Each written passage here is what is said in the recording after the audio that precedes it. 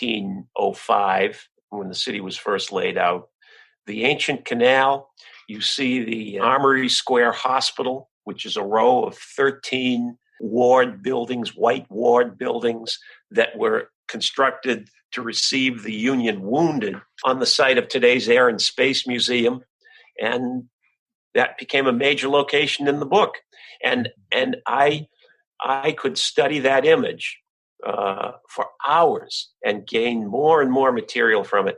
And nobody had ever even seen this picture. I had not seen it in Ken Burns's documentary. I hadn't seen it in the Kuhnhardt's books about Lincoln. And here it is, this amazing overview of what the Capitol Mall looks like. And it's the main location of the book. When I was about 20 or 30 years ago, I worked on an American Experience film for PBS on the life of George Washington. And I got to know David McCullough a little bit since he was connected with the series as well. And we once talked about using photographs to do research. And he said that he could learn as much about Theodore Roosevelt from looking at a photograph of Roosevelt's home in Sag Harbor as he could from reading one of Roosevelt's letters or speeches. And he said that he would sit and stare at a photograph for hours looking for the details.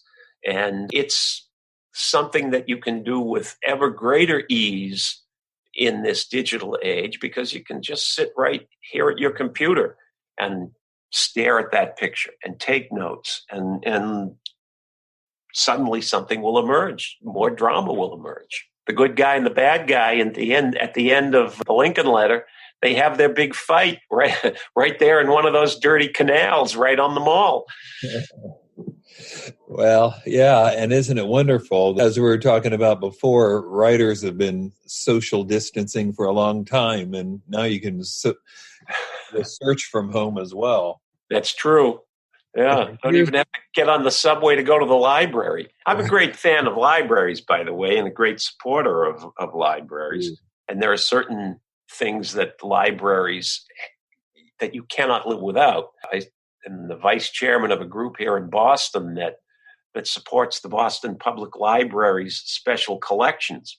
And we raise money for the preservation of ancient and rare manuscripts and deteriorating material in the library, material that we have to save, like John Adams's library, for example, with all his marginalia, which is almost more interesting than what's in the books sometimes. I have a commitment to protecting primary source material from the past, but at the same time, we also pay for our group. We pay for and authorize the digitization of all of the Boston Public Library's materials, which also includes the anti-slavery papers of William Lloyd Garrison and things like that. So it's important to have the primary sources, but it's even more important that organizations like the Boston Public Library or the University of California take the steps to make those primary sources available to everybody in ways that make it easy for writers, scholars, students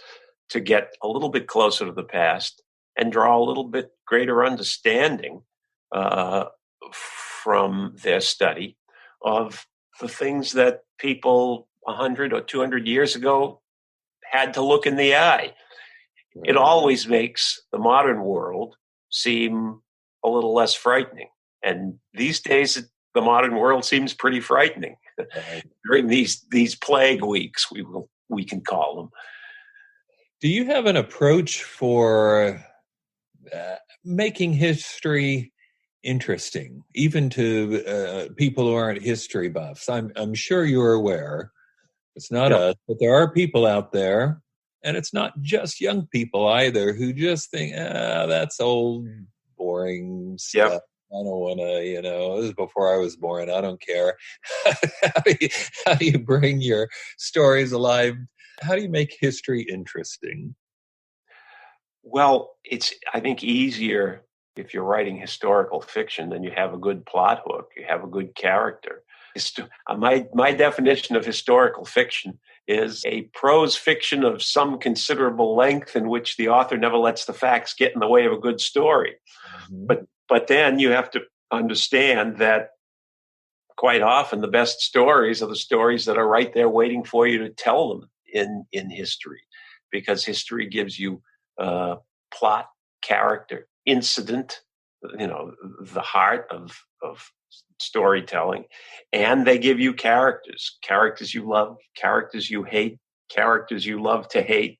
When you sit down to write a novel like The Lincoln Letter, and you put Abraham Lincoln in it, well, there you have a character you love, and then you put John Wilkes Booth in it, and you have a character you hate, and then you put General McClellan in it, and suddenly you have a character you learn to love to hate. History always gives us tremendous amounts of material, and we just have to approach the material like storytellers. That's another quote from David McCullough as well. He considers himself a narrative historian.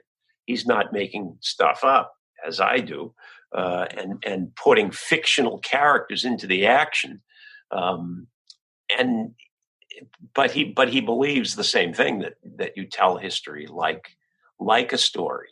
You recognize that there are all of the things that you want to build into any story are in history itself. You can analyze something as enormous as the movement of white Europeans from the East Coast to the West Coast, or something as discrete as the 3 days at Gettysburg, just as if you were analyzing a story. You've got your beginning, your middle, your end.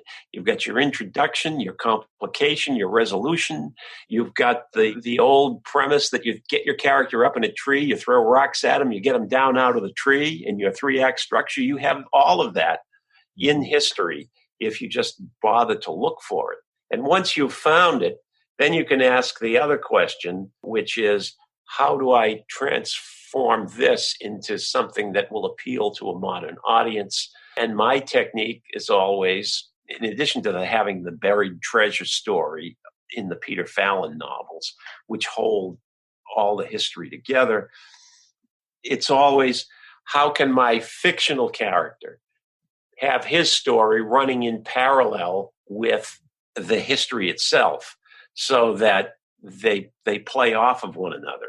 And that, to me, is a real challenge, is to introduce fictional characters who will carry a narrative while the history is unfolding alongside. Well, that's what I think you are particularly gifted at in those 6 Peter Fallon novels. I mean, okay, you've got here's your series character. Mm-hmm. Readers like the treasure hunter guy. So he's got his story, but you will also be revealing a historical story, which is as, if not more thrilling, and not many people could do that. Well, Peter Fallon was born in my mind, as a way for me to give you history and yet make it kind of interesting to you as a contemporary reader. Mm-hmm. When I started, I had first tried to pitch Back Bay as a screenplay. And people were saying, well, no, we're not, just another buried treasure story, because it was a modern story about Peter Fallon, this young Harvard graduate student, tracking down a lost Paul Revere tea set. And somebody said to me, one of the producers said to me, well, how did the tea set get to where it is in the story? Because, of course, the tea set is buried under the modern city. And I said, that's an interesting question. And I started exploring that idea, and suddenly I had this historical material starting to bubble up in the middle of the Peter Fallon story. And I said to myself, what would make this really interesting is if we were to go back and forth in time. And I started doing that and began to feel the contrapuntal rhythms of past and present. I began to get a sense of how to manipulate a reader, so that, because I very quickly figured out this was a novel, not a screenplay, how I could get the reader to turn that next page at the end of a historical chapter and suddenly be thrust back into the modern day, and vice versa. And once I had figured out that technique, it was one that served first of all, to sell the book, first of all, to make it somewhat unique among historical thrillers, and also to give me a kind of a format that I could work with many times over again, even though I never expected back in 1980 that I would return to Peter Fallon around 2003 with Harvard Yard, and that I would have then written like 5 novels in a row with Peter Fallon in them. But here we are. Well, it's turned out spectacularly well, and one of the most successful fiction writing careers out there. Bill, thank you for being on this podcast. Bill, always good to talk to you. Thank you. Thanks again, Bill, for the terrific interview.